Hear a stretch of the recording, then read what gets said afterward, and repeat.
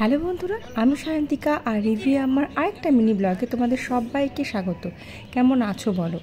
আমার মুখ দেখে নিশ্চয়ই তুমি বুঝতে পারছো যে আমি প্রচণ্ড অবাক হয়ে গেছি। হ্যাঁ, অবাকটা এই জন্যই হয়েছি, জাস্ট আমাদের গাড়িতে তুলেছে, 10 সেকেন্ডও গাড়ি চলেনি, তারাই গাড়িটা বন্ধ করে দিয়েছে। বলছে এইখানে আর একটা জিনিস আছে, দেখে যাও। আমি তাই অবাক হয়ে হাঁ করে তাকিয়ে আছি।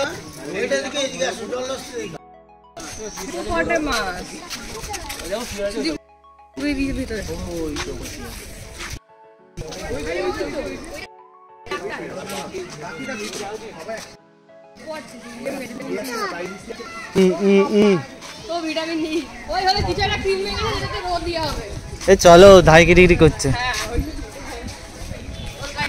এখানে। কোথায় কোথায় বান্দরকে দেখতে পাওয়া যাচ্ছে না, কিন্তু রোদে ওই তো গাছের নিচে, গাছের তলে।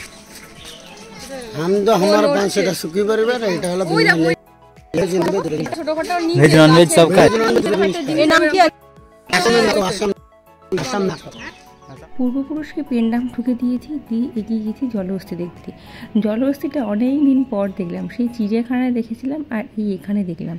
তবে জলহস্তিটাকে দেখে না খুব মায়া লাগছিল। এছাড়া আর চামড়া পুরো ফেটে রক্ত বেরোচ্ছে, কারণ ওরা তো অতক্ষণ জলের উপরে থাকে না, সারাক্ষণ জলের মধ্যেই বসে থাকে। আর পুরো না চামড়াগুলো লাল হয়ে গেছে, মানে কিছু কিছু জায়গায় ফেটেও গেছে, কিছু কিছু জায়গায় ফেটে রক্ত বেরোচ্ছে, ফাটবে করছে, এরকম অবস্থা। এই জলের মধ্যে সারাক্ষণ বসে থাকে ওরা। এইবার এসছি সেই ভয়ানক জায়গা, যেটা হচ্ছে সাপের জায়গা। আমার সবচেয়ে ভয় লাগে এখানে ঢুকতে। আমি ঢুকবো না, সবাই টানতে টানতে আমাকে ঢুকে নিয়েছে এখানে। এই যে কিং কোবরা আছে, এটা যে ফিমেল, মেলটা ওইদিকে বললো। বাবা, আমার দেখি গা হাত পা ঘিনঘিন করছে।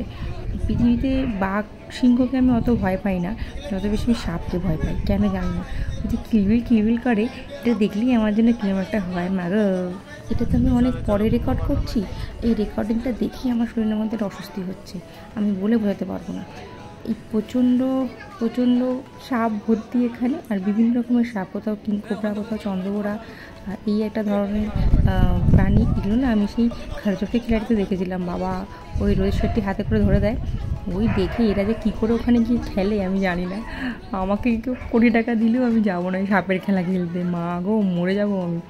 ওই দেখো ভেতরে সব ঘুমাচ্ছে, এ নাকি লেডি কুম্ভকর্ণ, সারাক্ষণ ঘুমায়, জানি না কী করে ঘুমায়।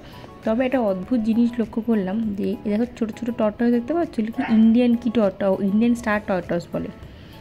এদের মধ্যেই ওই সাপের ঘরগুলোর মধ্যেই লোকে ঢুকে সব এদিক ওদিক খাবার দিচ্ছে, সব পরিষ্কার করছে, ওদের কিছু করছে না। বাবা দেখলে কীরকম হয়। যাই হোক, মিটির ফেভারিট ক্রোকোডাইল দেখে নিয়েছি, নিয়ে আমরা সাফারির উদ্দেশ্যে রওনা হয়ে গেছি। সাফারিটা নর্মাল জায়গা থেকে অনেকটা দূরে, তাই গাড়ি করে আমাদের অনেকটা যেতে হয়েছিল, তারপরে আবার হেঁটেও অনেকটা। এইখানে নেমে পড়েছি আমরা, নেমে এই যে হেঁটে ঢুকছি, লেখা আছে ওয়েলকাম টু নন্দনকানন সাফারি। সাফারিতে কোনো দিন চড়িনি, তাই একটা এক্সাইটমেন্ট কাজ করছে, সবারই কাজ করছে, কেউ কখনো চড়েনি।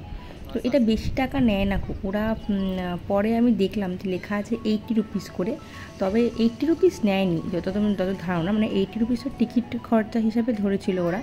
আর এটা মনে হয় 120 বা 100 এরকম কিছু করে নিয়েছিল, কারণ বাসে শুধু আমরা ছিলাম না, পুরো বাসটাই ভর্তি ছিল।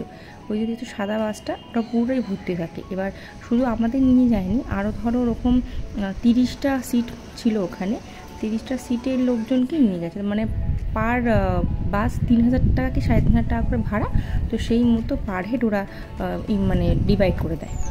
নিচে কিছু বুঝতে পারছে না কি হচ্ছে না হচ্ছে, তবে আমরা তো বুঝতে পারছি কি হচ্ছে না হচ্ছে, তো আমরা সবাই বলতে বলতে যাচ্ছি এরকম হচ্ছে। এই দেখো, এটা বিশাল বড় গেট খুলে দিচ্ছে, এই গেট দিয়ে বাসটা ঢুকছে। আর পুরো হচ্ছে তোমার মাটির রাস্তা, মেঠো রাস্তা, চারদিকে জঙ্গল।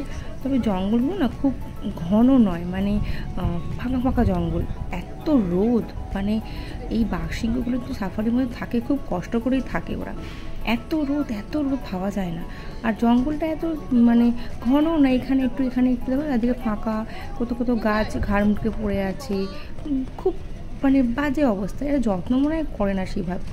আর প্রাণীগুলোকে দেখলেও তোমাদের খারাপ লাগবে গো, খুব খুব খারাপভাবে রেখে দিয়েছে এখানে। আমি জানি না, খাঁচার মধ্যে হয়তো এতটা খারাপ থাকে না, যতটাই খোলা অবস্থায় থাকে।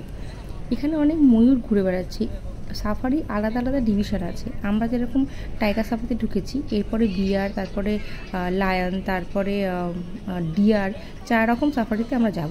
এই দেখো বাঘ বাঘ বাঘ, মা বাঘগুলো কিরকম নেতিয়ে আছে দেখো, সব আফিং খায়, ঘুম পাড়িয়ে রেখে দিয়েছে, কিছুই করে না। এর থেকে তো আফ্রিকার জঙ্গলে বাঘগুলো অনেক ভালো আছে। দেখো নড়তেই পারছে না, ও তো নড়ছেই না, আর এই জলের মধ্যে যেটা আছে তাটা তাকালো, তাকে আবার শুয়ে পড়বে খানিকক্ষণ পর। দেখে যেন মনে হচ্ছে আমরা সিনেমা দেখছি। ও আমাদের তাকালো, তাকে আবার শুয়ে পড়বে, সেই যেরকম রিমোট কন্ট্রোলের বাঘগুলো হয় সেরকম দেখতে। ঠিক একটা মজা পেলাম না। আর একজন তো উঠলেনই না, ঘুমিয়েই যাচ্ছে।